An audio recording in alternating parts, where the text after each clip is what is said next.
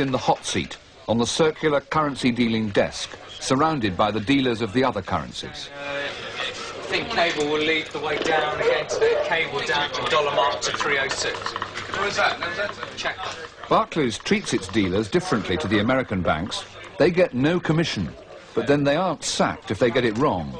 Just a gentle push sideways. Sorry? $75.80 sometime this week, but it's a matter of time. $75.80. But they're still hungry to make money.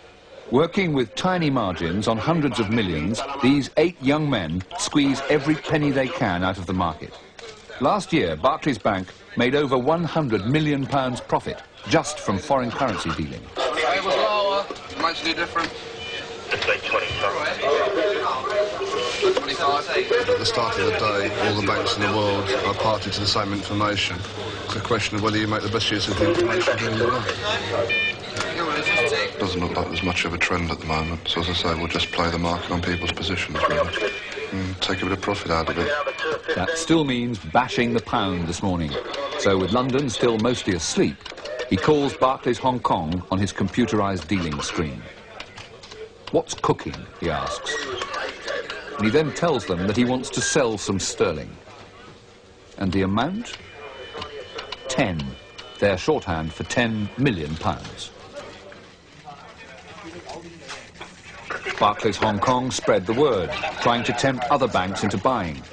It's early afternoon, and William, flush from his morning success, is a likely candidate. He decides to call Barclays London direct to find out their latest price.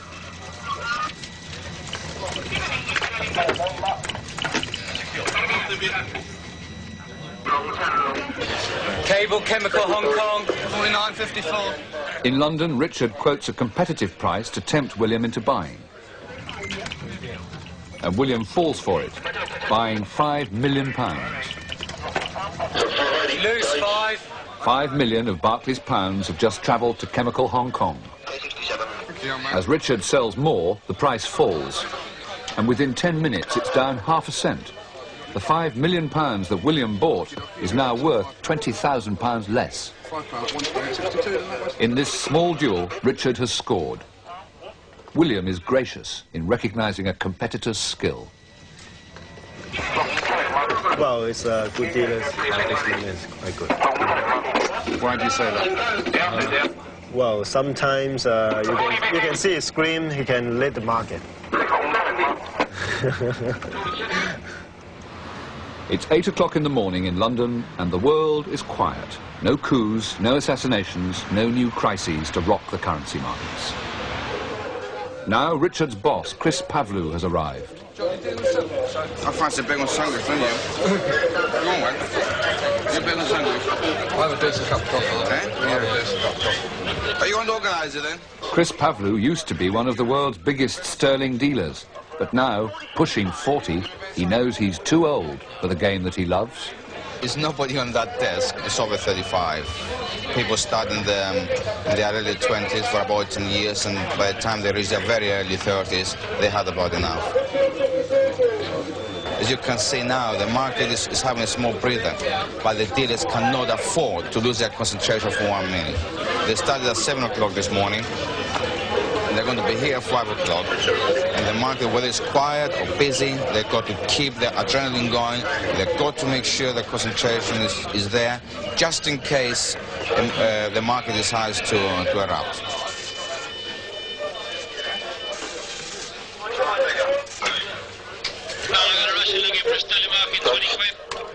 Now, with Richard's opening gambit over, an even bigger player is entering the market, trying to buy £20 million with its Deutschmarks.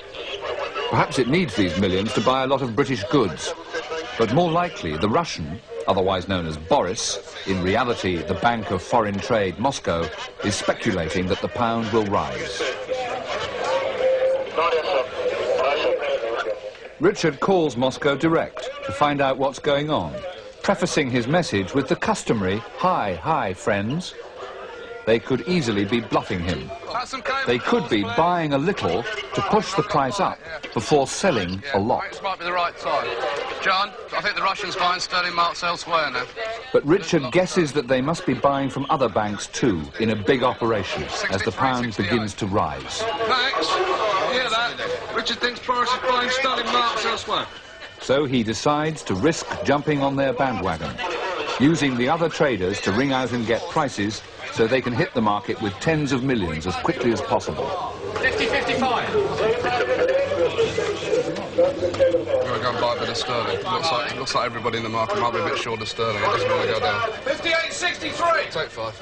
His first £5 million, and with each wave he buys another 5 million.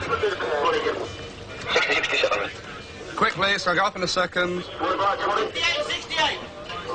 A grimace as the price rises. 57-64. Take 5. 57-64. Take 5. What positions am I running for people? 58-63. Take 5. 58-65. Take 5. That'll do.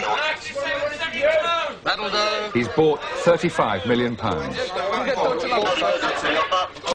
77-82, Richard. The market is short. Who's not Citibank? Richard and the Russians between them have helped the pound up ½ cent. But now taking the profit proves irresistible, so Richard starts selling. If you're looking for an offer, you've got it.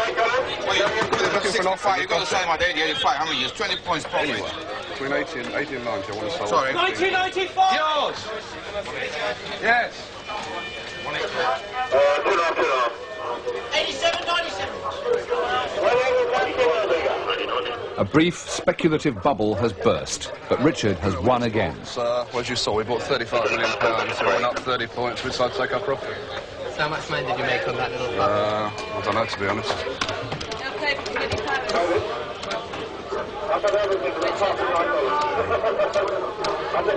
£75,000. How much? About £75,000. And that took you about half a minute. The price just Took shot about up. 3 minutes. 80-85. He's the best in the world because he has learned his trade the hard way. He started getting the sandwiches when he was in his early 20s, and he was kicked about by the other dealers, and he has no ego whatsoever. If he's wrong, he knows he's wrong, he will cut out, and he will say, I had enough, I'm not going to beat the market, and he's there to work for Barclays Bank, not for his ego. That's why he's so good. 64. $1 and 64 on the belt.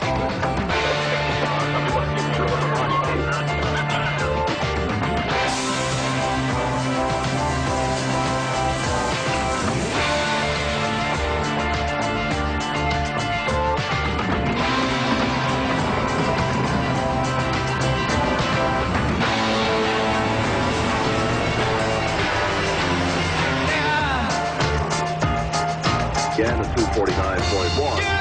And his front of the dollar is trading this morning at 3.047. March up from 3.0. You buy and sell, you wheel and deal, but you're living on instinct. You get a tip, you fall away, and you make a big killing.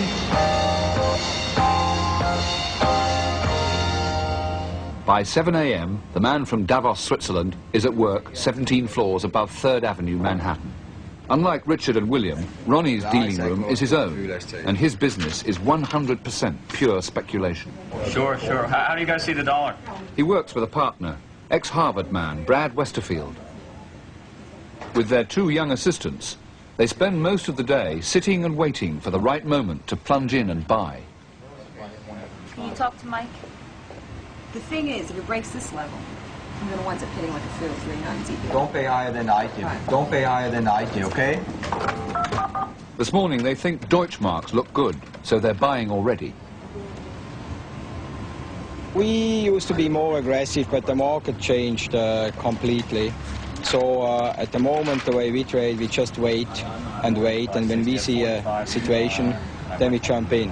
Very fast, very quickly, and then it has to be right. If it's not right, we cut it, and then we stay away again. At 45? Oh, that's fine. Yes. Okay, thank you. Bye. 23.5, okay? By currency dealer standards, Ronnie works long term. He might even keep his marks until tomorrow. In London, some important financial news is due in under half an hour. The latest money supply figures will almost certainly have an effect on the pound, but nobody knows which way. Richard is gambling that they'll send sterling up, so he's bought 20 million. But now sterling is falling as other dealers place their bets. Yeah. It's just hovering just below my level at the moment. Do you want to cut out of it? I think I might cut it down a bit before the money supply figures. Yeah. You're doing gambling on something you don't know about, to be honest.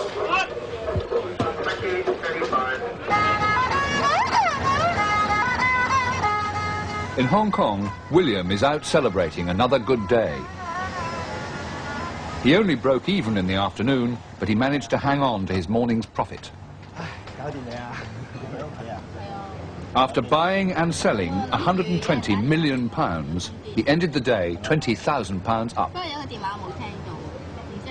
But once a dealer, always a dealer. William likes to keep in touch, day and night. 60.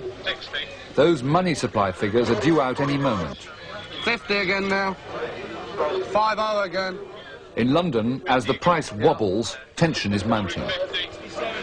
Okay. You turn these figures around in about 2 seconds. Above 0.5% and the pound should rise. Below, and he'll be in trouble. What? What? What? Upper half money supply? Oh, that's the top right. It's bad news. He wants to sell, but this time he doesn't succeed in beating the fall.